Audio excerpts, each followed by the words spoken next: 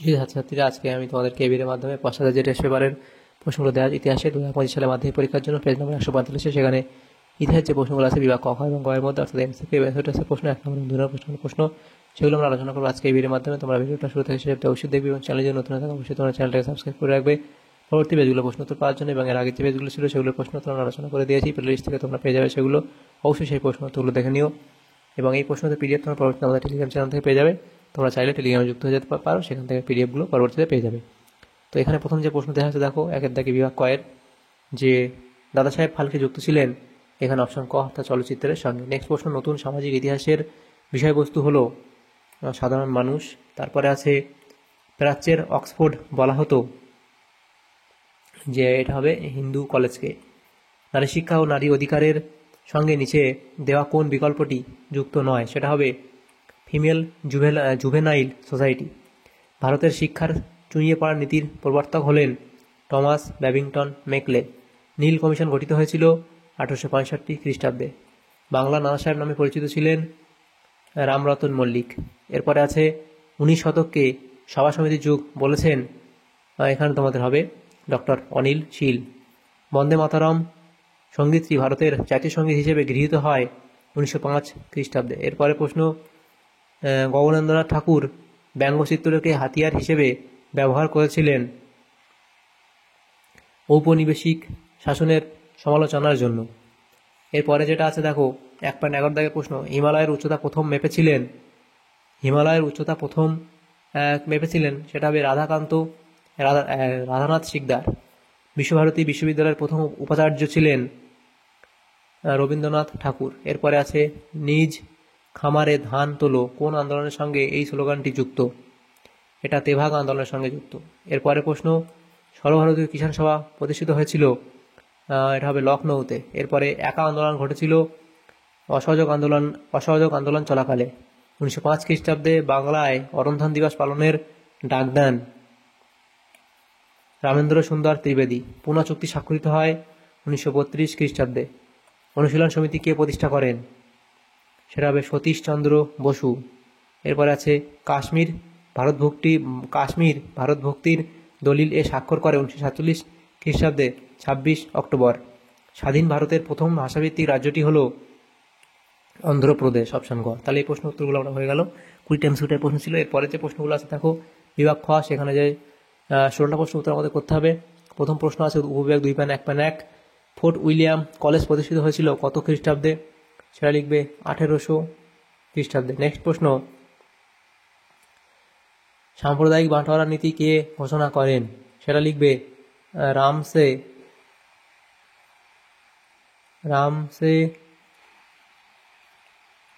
McDonald.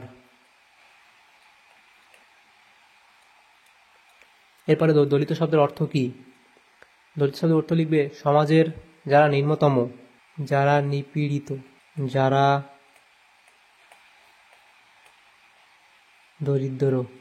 এরপরে প্রশ্ন আছে আজাদ হিন্দ বাহিনীর ঝাঁসি ব্রিগেডের সেনাধ্যক্ষ কে ছিলেন, সেটা তোমরা লিখবে ক্যাপ্টেন লক্ষ্মী স্বামীনাথন।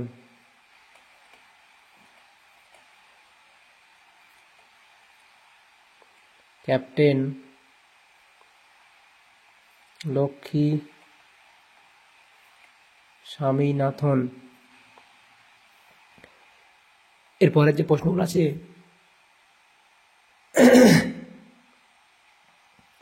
দুই ঠিক বা ভুল না করো। প্রথম যে প্রশ্ন আছে, আহমেদাবাদ মিল শ্রমিকদের আন্দোলন ছিল গান্ধী পরিচালিত একটি আঞ্চলিক আন্দোলন, এটা ঠিক বলা হয়েছে। নেক্সট প্রশ্ন, ভারতে সাম্যবাদী আন্দোলনের জনক ছিলেন নরেন্দ্রনাথ ভট্টাচার্য ওরফে MN রায়, এটাও ঠিক বলা হয়েছে। নেক্সট প্রশ্ন, 2.2.3 বলা আছে ভারত ছাড়া আন্দোলনে কমিউনিস্টরা অংশগ্রহণ করেননি, এটা ঠিক বলা আছে।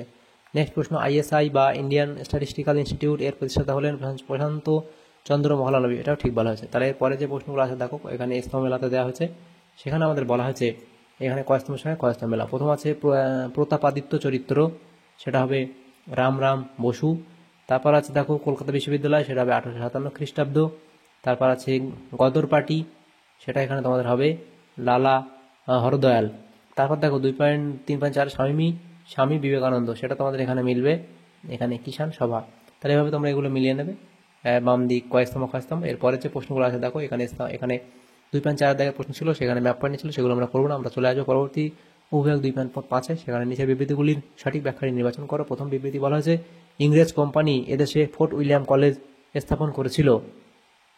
তোমাদের সঠিক হবে ব্যাখ্যা 3, এটা সঠিক হবে যে ভারতে আগত ইংরেজ সিভিলিয়ানদের দেশীয় ভাষা ও সংস্কৃতি সম্পর্কে জ্ঞান লাভ করানোর জন্য। 2.5.2 বলা আছে যে বিবৃতি বিদ্যাসাগরকে নারী মুক্তি আন্দোলনের অগ্রদূত বলা হয়, তো এটা আমাদের ব্যাখ্যা 3টা সঠিক হবে যে তিনি নারীদের সর্বাঙ্গীন উন্নতির দিকে নজর দিয়েছিলেন বলে। এরপরে আছে বিবৃতি 2.5.3 1870 এর দশককে বাংলার বঙ্গদর্শনের যুগ বলা হয়, সেটা ব্যাখ্যা 3টা সঠিক হবে যে এই পত্রিকার মধ্য দিয়ে বাংলায় নবযুগের সূচনা হয়। 2.5.4 বিবৃতি বলা হয়েছে আত্মজীবনী ও স্মৃতিকথা হলো এক ধরনের সাহিত্য, সেখানে তোমাদের ব্যাখ্যা 3টা সঠিক হবে।